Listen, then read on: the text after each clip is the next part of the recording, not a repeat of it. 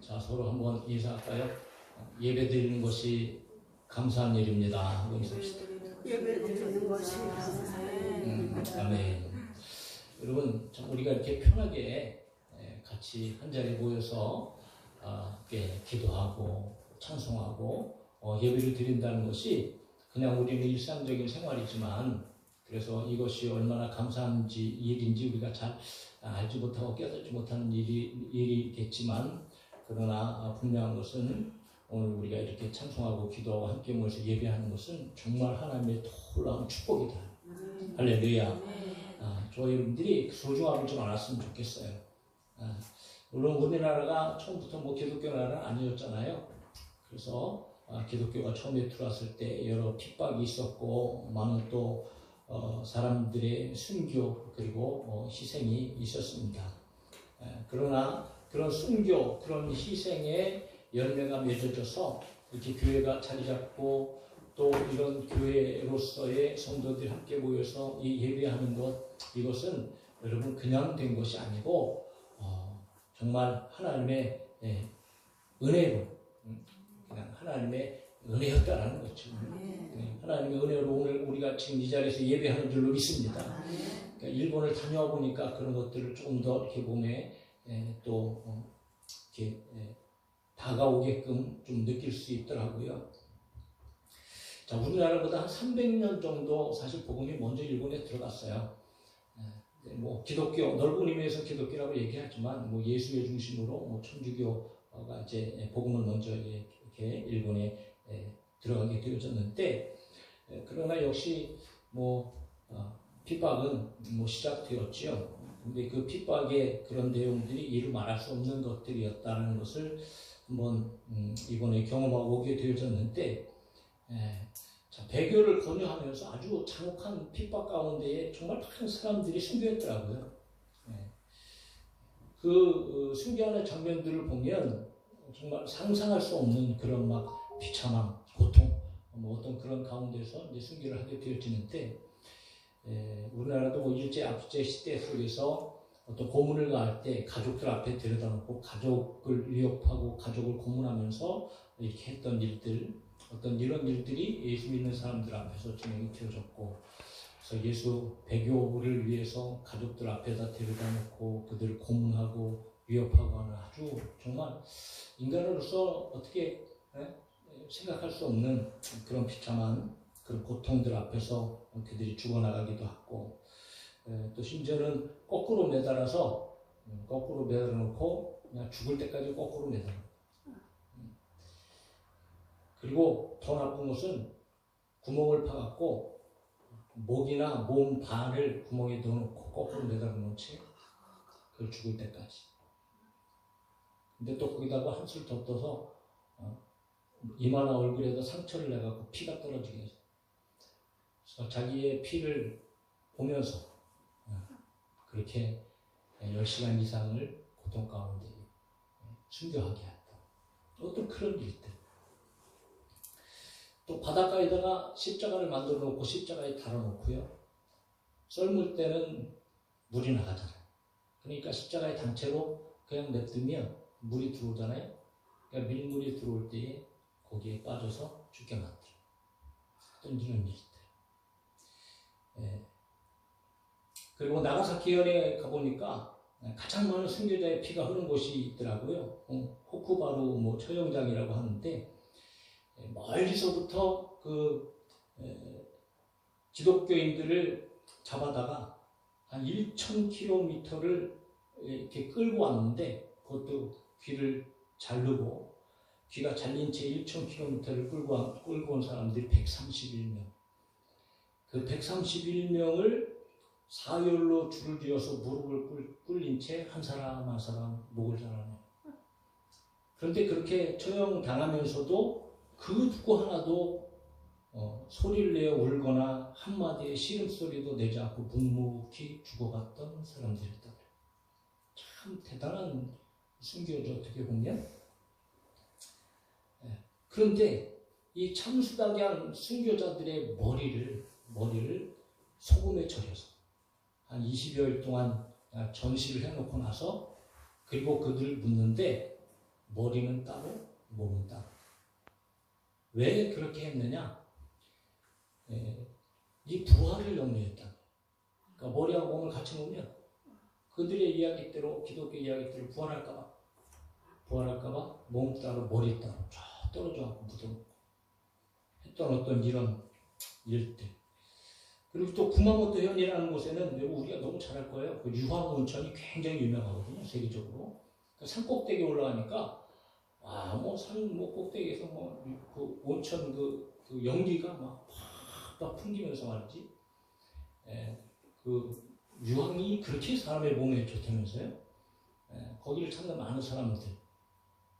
그 100도씨가 넘는 유황 온천 물이 그냥 펄펄 끓어서 나오는 그런 산인데 얼마나 사람들에게 좋은 곳이에요. 너무 뜨거우니까 식혀갖고 이제 온천물로 사용하게 되어지는데, 그런데 그곳에서도 아주 극심한 그런 순교의 현장이 있었다.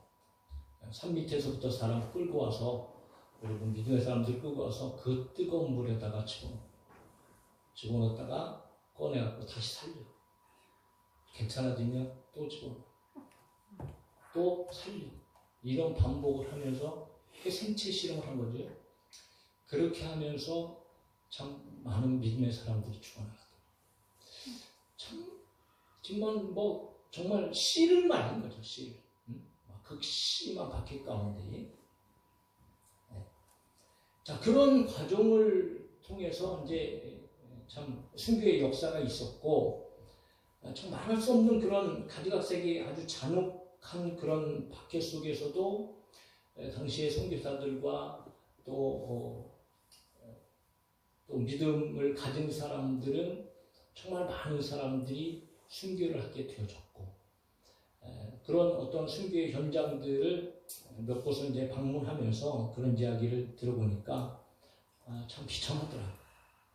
그런데 더 안타까운 것은 그런 순교의 현장이 있었음에도 불구하고 오늘날 일본을 보면 십자가가 보이잖아요.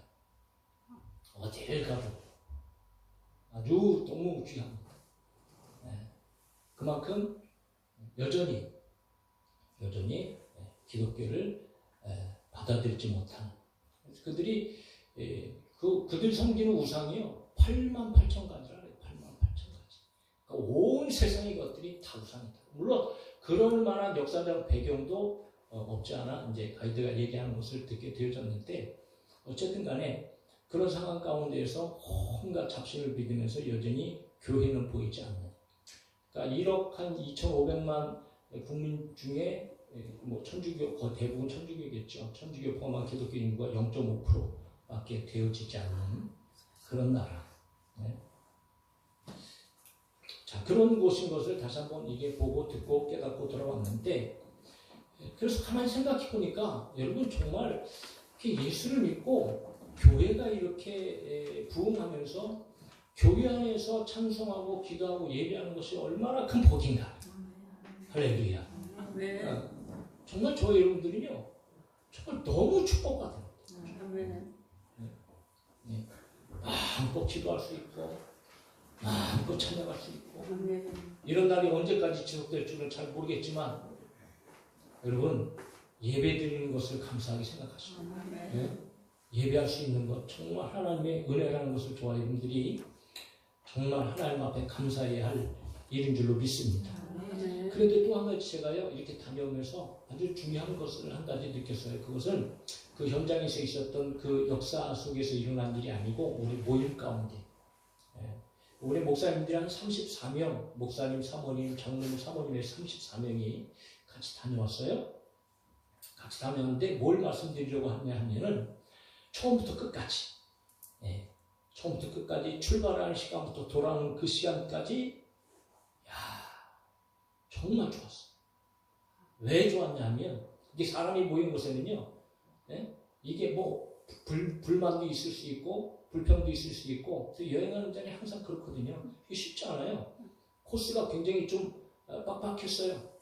그럼에도 불구하고 하여튼 보여서 돌아오는 그 수가까지 그 누구 하나 인상 쓴 일이 없고, 이러쿵저러쿵 한 사람이 없고, 감나라 내나라 한 사람이 없고, 나이를 먹었든지 젊은 사람이든지 서로 섬기고 서로 기뻐하고 서로 즐거워하고 서로 나누고 그러면서 온전히 정말 행복한 그런 여인이 되어졌다.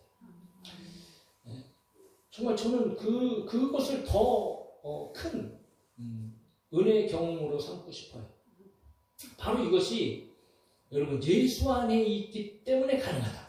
아멘. 물론 목사님들이고 특별한 어떤 이런 지위에 있는 사람들이기 때문에 그럴 수 있겠지라고 생각할 수 있어도 아니요, 결코 그렇지 않아요. 쉽지 않습니다. 그런데 이번에 다녀오면서 저는 하나님께서 같이 예수 그리스도 안에서 부르시는 사람들의 모임이 바로 이루어야 되지 않을까 그런 생각을 참 많이 하게 되어졌습니다. 오늘 우리는 예배드리는 거 감사해야 되죠. 그러나 예배드리는 현장에 있는 모든 성도들이 하나가 되어지는 것은 더 중요합니다.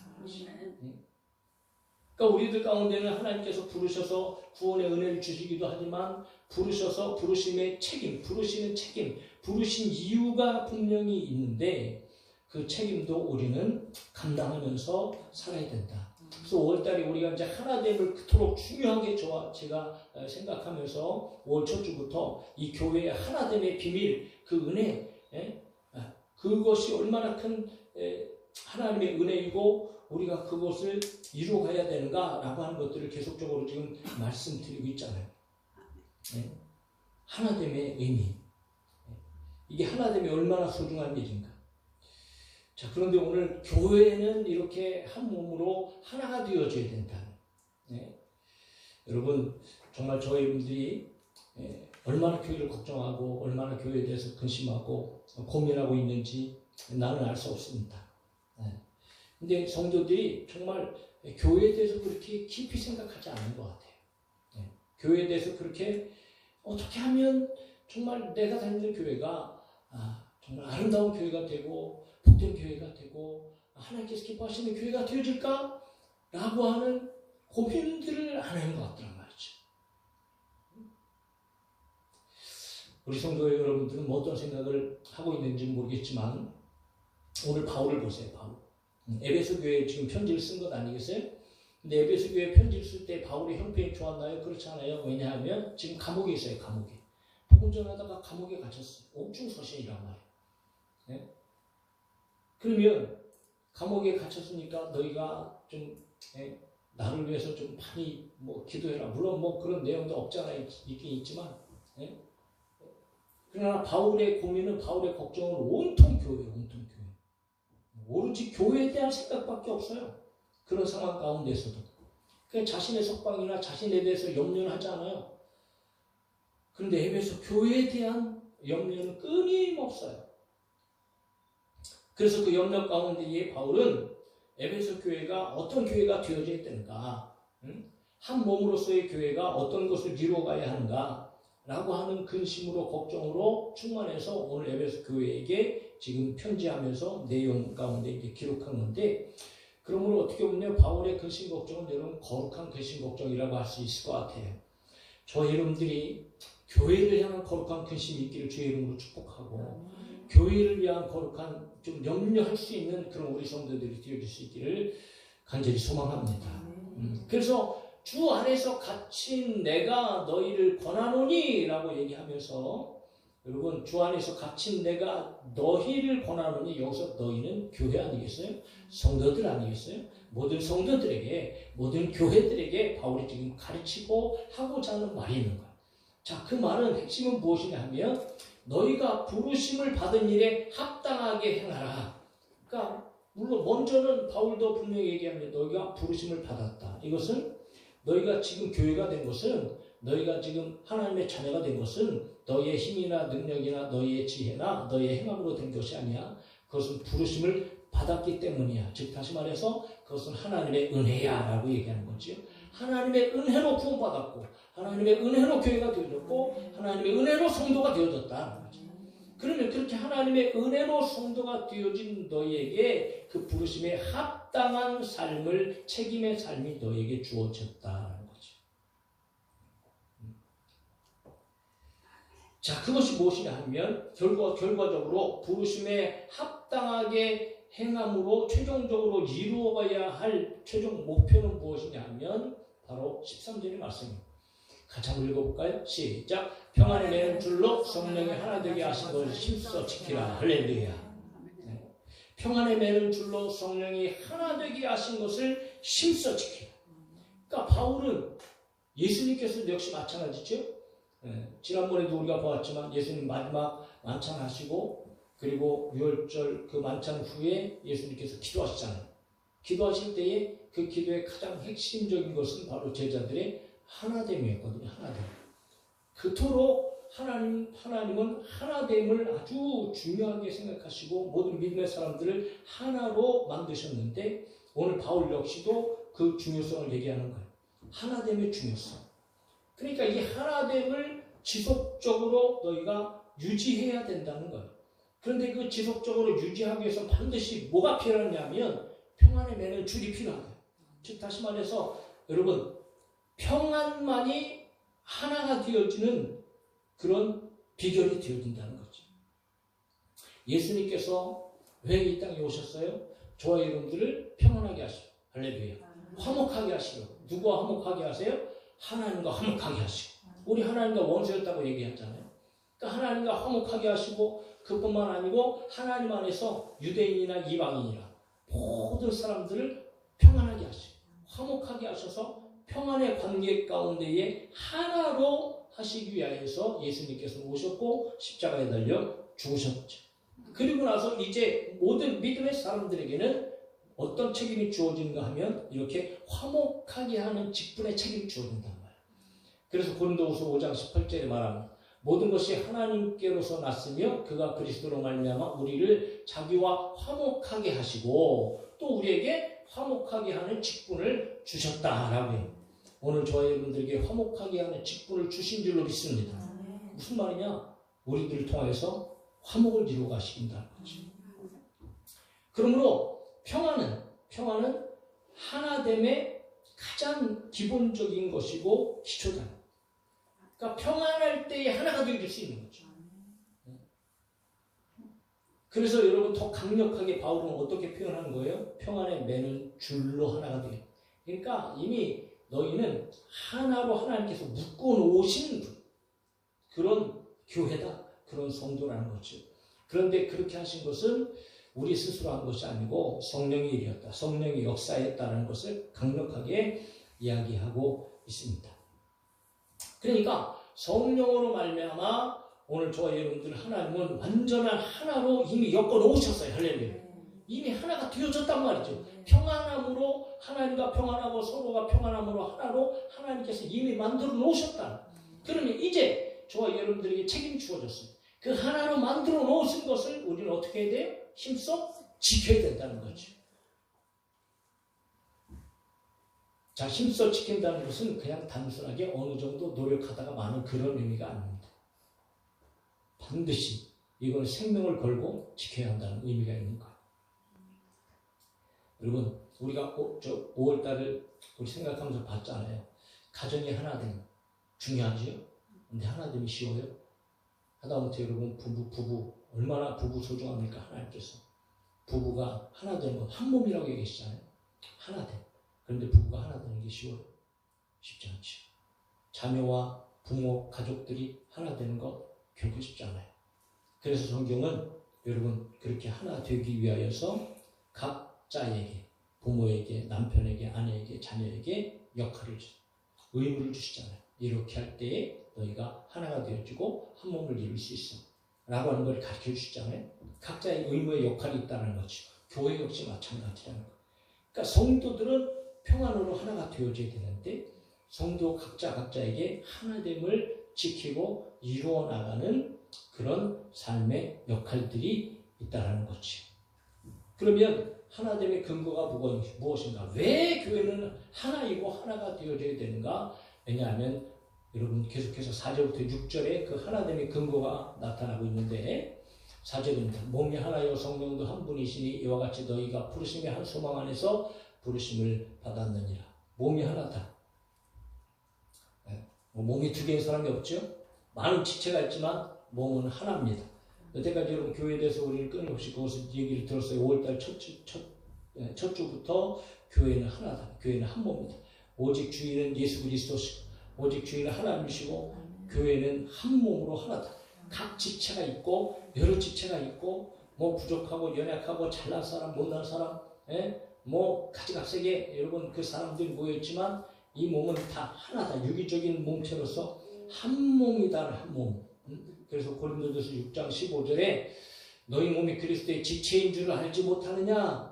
골로새 1장 18절에 그는 몸인 교회의 머리시라. 그가 근본이시요 죽은 자들 가운데서 먼저 나신이시니 이는 친히 만물의 으뜸이 되려 하시며 라고 얘기하면서 여러분 교회는 하나 한 몸이다. 그러니까 여러분들이 내 몸하고 같은 그런 내 몸과 같은 그런 성도라는 거죠. 그러니까 우리는 한 몸이라는 거. 그러니까 한 몸이라는 것은 무엇이에요? 어디 한 군데가 아프면 손이 아프면 몸 전체가 아파야 되고 뭐 몸 중에서 어떤 것이 영광을 얻으면 같이 기뻐하고 즐거워해야 돼요. 그러니까 교회는 그런 거예요. 누구라도 여러분 성도 중에 누구라도 아픈 사람이 있으면 교회가 다 아파해야 돼요. 누구라도 기쁘고 즐거운 일이 있으면 교회가 다 기쁘고 즐거워야 돼요. 네? 그러니까 이거는 하나라는 거야. 하나. 그런데 오늘 우리는 이 한 몸이라는 이 소중한 것들을 여러분 우리가 누리지 못하고 있잖아요. 교회는 한 몸이기 때문에 우리는 하나 된 교회를 지켜야 된다는 거예요. 그것도 평안에 매는 줄로 하나가 되게 하신 한 몸인 거지. 자, 성령이 한 분이시다. 모든 성도들은 예수께로 인도하시는 분은 오직 성령이십니다. 성령으로 말미암아 저희 여러분들이 예수 그리스도를 주로 시인하고 인정하고 믿었지. 그리고 한 성령으로 말미암아 우리는 부르심을 받았어요. 우리 안에 계신 모든 성령님은 한 분 성령님이시다. 에베소 1장에 보면 그 안에서 너희도 진리의 말씀 곧 너희의 구원의 복음을 듣고 그 안에서 또한 믿어 약속의 성령으로 인치심을 받았으니 이는 우리 기업의 보증이 되서 그 얻으신 것을 성령하시고 그의 영광을 찬송하게 하려 하심이라 라고 얘기합니다. 몸이 하나고 성령이 한 분. 그 성령 한 분으로 말미암아 우리는 소망을 얻은 자들이다. 5절에 주도 한 분이시요 믿음도 하나요 세례도 하나다. 여러분 이거는 초대교회부터 지금까지 교회들의 가장 중요한 신앙 고백 아니에요? 오직 우리의 구원자는 예수 그리스도 한 분이시다. 오직 예수다. 오직 예수. 예수만이 우리의 주가 되시며 믿음의 유일한 대상이 되시고 모든 사람들이 오직 예수 그리스도를 한 분, 그분을 믿음으로 말미암아 우리가 구원받고 하나님의 자녀가 되어야 된다. 그 주는 한 분이시다. 믿음도 하나다. 믿음도. 저희들의 믿음이 달라요? 뭐 목사의 믿음이 다르고 장로의 믿음이 다르고 권사의 믿음이 다르고 그런가요? 아니잖아요. 우리의 믿음은 다 똑같이 오직 예수 그리스도를 주로 고백하는 믿음. 그리고 예수님께서 유일하신 우리의 구세주가 되시고 그분이 나를 위하여 십자가에 달려 죽으시고 그리고 3일 만에 부활하시고 그분이 심판주로 다시 오신다는 이 믿음의 내용이 여러분 달라요? 모두가 다 똑같이. 그러니까 여러분 믿음도 하나, 믿음도 하나. 더 나가서 세례도 하나다. 세례는 그리스도의 몸과 연합되어졌다는 여러분 물세례를 얘기하는데 그리스도의 몸과 연합되어졌음을 보여주는 이 세례는 오직 하나인 것이요. 뭐 다른 세례가 있을 수 없어요. 성부와 성자와 성령으로 받는 이 세례 오직 한 가지 세례지. 그래서 갈라디아서 얘기하죠. 누구든지 그리스도와 합하기 위하여 세례를 받은 자는 그리스도를 옷 입었느니라. 너희는 유대인이나 헬라인이나 종이나 자유인이나 남자나 여자나 다 그리스도 예수 안에서 하나이니라. 할렐루야. 옆에 계신 분하고 인사합시다. 우리는 하나입니다. 네. 모든 믿는 사람들은 한 세례, 동일한 세례를 받는 거지. 자, 그리고 마지막으로 6절에서 이렇게 얘기합니다. 하나님도 한 분이시니 곧 만유의 아버지시라. 만유 위에 계시고 만유를 통일하시고 만유 가운데 계시도다. 하나됨의 마지막 원리로 바울은 하나님을 이야기합니다. 유일하신 하나님. 삼위로 계시고 세 분이시지만 그분은 한 분이시니까 삼위일체에 대해서 지난번에도 우리가 봤잖아요. 그분은 오직 만유의 아버지 하나님. 인간을 구속하시는 구원자로서의 아버지로서의 하나님은 한 분. 그러니까 하나님은 우주적인 아버지시고 만유보다도 크시고 온 세상보다도 크시고 할렐루야. 온 세상을 초월해 계시면서 또한 온 세상 안에 계시고 또 그 하나님, 그 광대하시고 위대하신 하나님이 오늘날 누구 안에 계세요? 교회 안에 계시고 우리 안에 계시고 나의 안에 계시고 할렐루야. 그러니까 결국 하나님은 어디에도 계시지 않은 곳이 없으신 무소부재하신 우주 만물 밖에나 아니라 우리 안에 계시는 그 하나님은 몇 분이라고요? 한 분이라고요. 그 하나님께서 교회를 하나님과 화합하게 하나로, 그리고 하나님 안에서 평안에 매는 줄로 꽁꽁 묶어 놓으셨다. 그 하나가 된 교회의 중요성, 이 일체 하나라는 개념만 좋아 여러분들이 바로 가지고 있어도, 그래도 여러분 그것만 가지고 있어도 교회는 평안이 세워질 수 있다.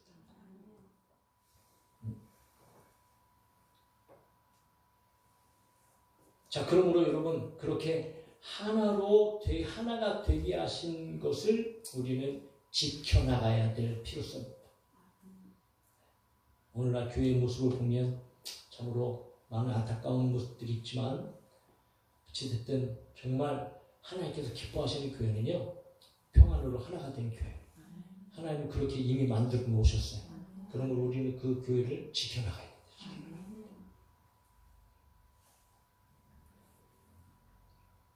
생각해 보세요. 어디 교회를 다니고 싶어? 어떤 교회를 다니고 싶습니까? 막 들어가자마자 교회 들어가면 분위기가 벌써 느껴지죠?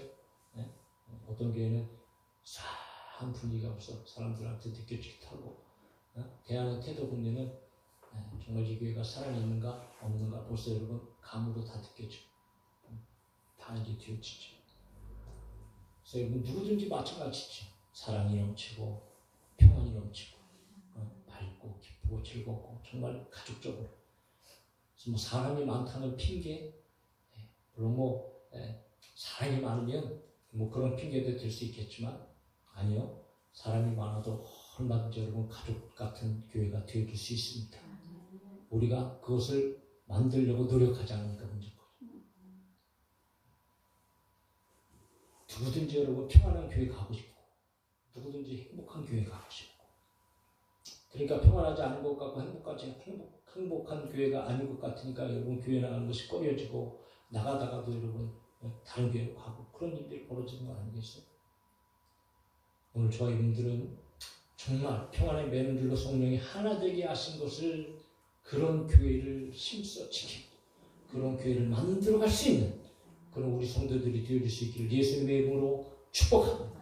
그러면 어떻게 할 때 그런 교회가 되어줄 수 있는가라고 하는 것을 2절에서 몇 가지를 통해서, 그럼 오늘 참 이 설교의 내용이 사실 막 광범위하고 굉장히 좀 많은 내용들인데, 그러나 간략하게 한번 살펴보면서 하여튼 성령께서 저와 여러분들에게 깨달아진 은혜가 있기를 간절히 소망하고, 여러분 그런 깨달아진 은혜 가운데 정말 내가 교회에서 어떤 역할을 해야 되고, 교회에서 어떻게 성도들을 대해야 되고, 그리고 그렇게 우리 교회를 정말 내가 그런 하나님께서 기뻐하시는 교회로 세워가기를 나는 얼마나 소망하고 원하고 있는가. 물론 그런 교회에 가는 것 중요하죠. 그런데 그 교회에 가면 뭐예요? 내가 문제를 일으키면 되겠어요? 아니죠. 한 사람 한 사람들이 그런 교회를 만들어가기 위해서 서로 힘쓸 때, 서로 애쓸 때, 서로 고민하고 서로 노력하고, 정말 우리 교회를 어떻게 하면 행복한 교회를 만들어갈까? 다른 사람이 올 때 우리 교회 와서 정말 느끼는 것이 정말 평안한 교회로, 그렇게 느끼고 그렇게 기쁘고 즐거운 신앙생활을 같이 할 수 있는 그런 교회를 만들어갈까? 여러분 우리는 고민해야 돼요. 그리고 서로 노력해야 된다. 그럴 때에 진정 하나님께서 기뻐하시는 평안의 매는 줄로 성령이 하나 되게 하신 것을 힘써 지키는 교회가 되어주십니다. 그러기 위해서 우리 가운데 필요한 것이 무엇인가?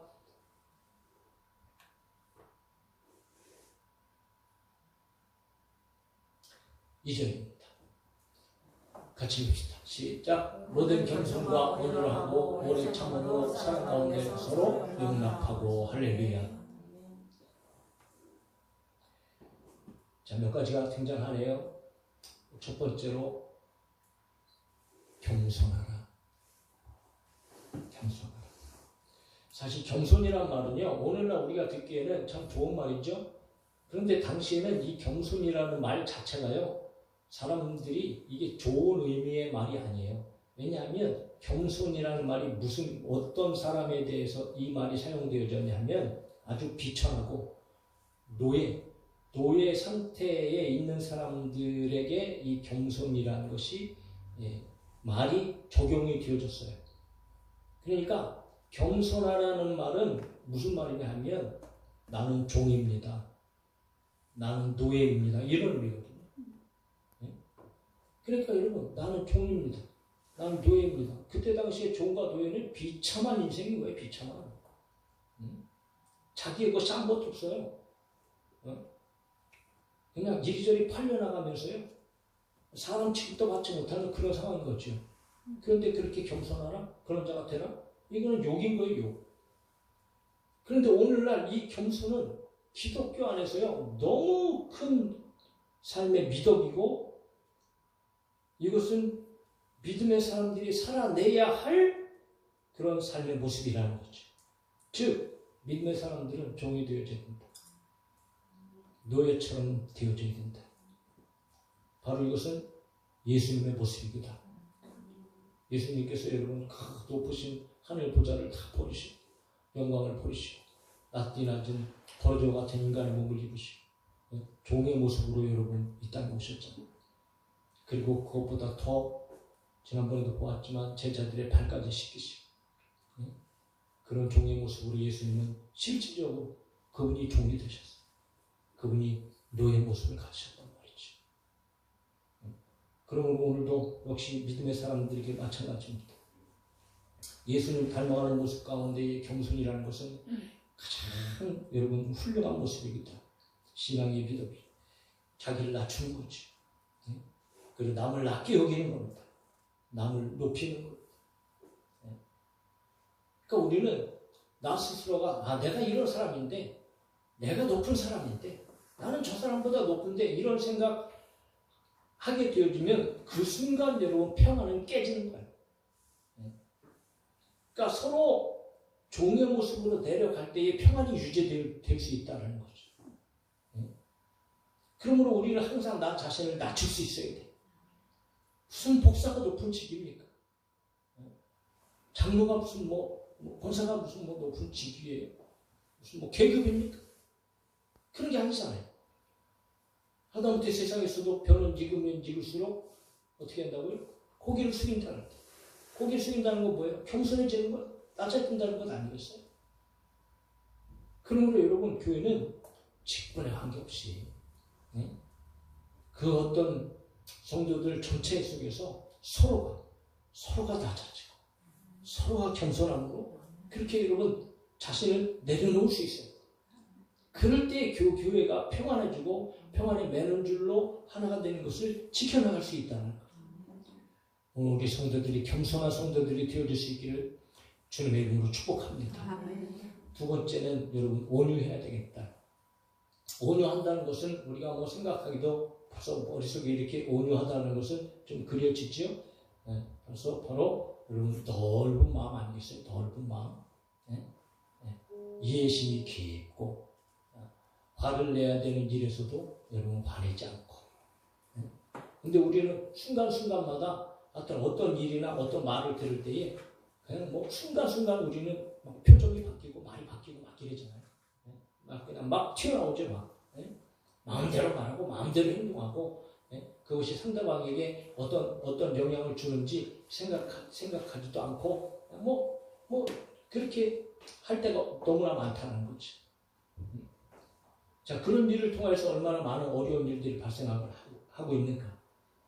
여러분, 저와 여러분들은 좀 넓은 마음을 가질 수 있기를 간절히 소망합니다. 좀 온유한 성품을 가져야 돼요. 온유한 성품. 앞에서 혹시 잘못하거나 이런 일이 할지라도 즉시로 해서 무슨 그냥 그렇게 반응하지 말고 좀 여러분 넓은 마음을 가지고 그런 마음을 가지고 좀 어떤 상황이라든가 어떤 사람들을 대할 수 있는 그런 온유한 사람들이 되어져야 된다. 자, 그렇게 할 때에 우리는 평안의 매너줄로 하나가 되게 하신 것을 지켜나갈 수 있다는 거죠.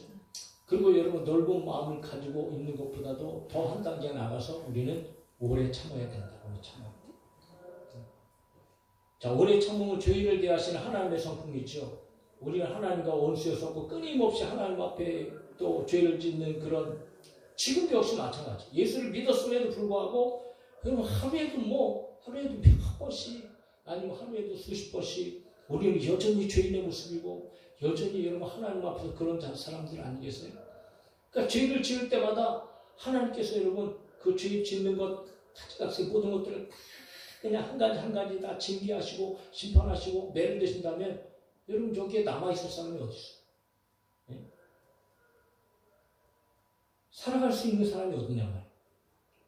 그럼에도 불구하고 하나님께서는 계속 참으시고 우리가 원수되었을 때도 하나님은 원수된 것까지도 참으시고 그리고 우리가 오늘 죄를 지음에도 불구하고 죄 짓는 것까지도 꼭 참으시면서 회개하기를 기다리시고 예?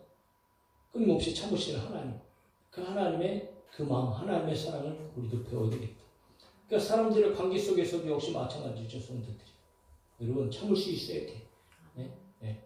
어떤 사람들의 행동이나 말이나 혹시 여러분 다 내 마음에 맞지 않잖아요. 응? 다 내게 뭐 기분 좋은 일이 또 되지도 않잖아요. 예. 그럴 때 우리는 일단은 여러분 참아야 돼. 예. 그것도 오래 참아야 된다.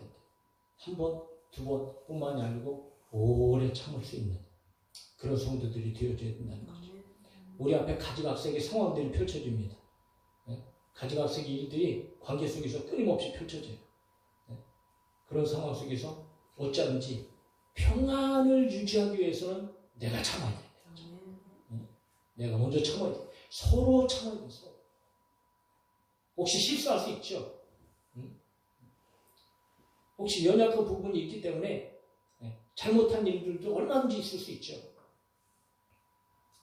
자, 그런 일 속에서 여러분 저와 여러분들은 참음이 필요하다. 참.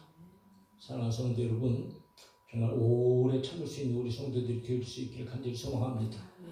그러나 거기서 돌아가야 돼. 우리는 그냥 참는 것으로 여러분 우리가 모든 것이 해결하는가? 참다 어떻게 돼요? 한 방에 터질 수 있어요. 참다 그렇잖아요. 이게 막 상처가 되어지고요. 그냥 억지로 막 참고 꼭 그렇게 해서는 안 돼.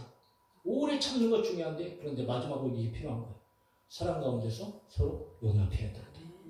그건 무엇이냐 하면 여러분 이 용납이라는 것은요. 오래 참으면 더 확대한 미덕인데 이것은 바로 용서를 해요. 네? 용서하는 거예요. 용서. 그런데 용서하려면 반드시 전제 조건이 있어야죠. 무엇 해야 용서할 수 있어요? 사랑이 있어야 돼요. 사랑이 없으면요. 용서 절대로 안 돼요. 사랑이라는 전제가 뒤따라가야 용서가 되어집니다.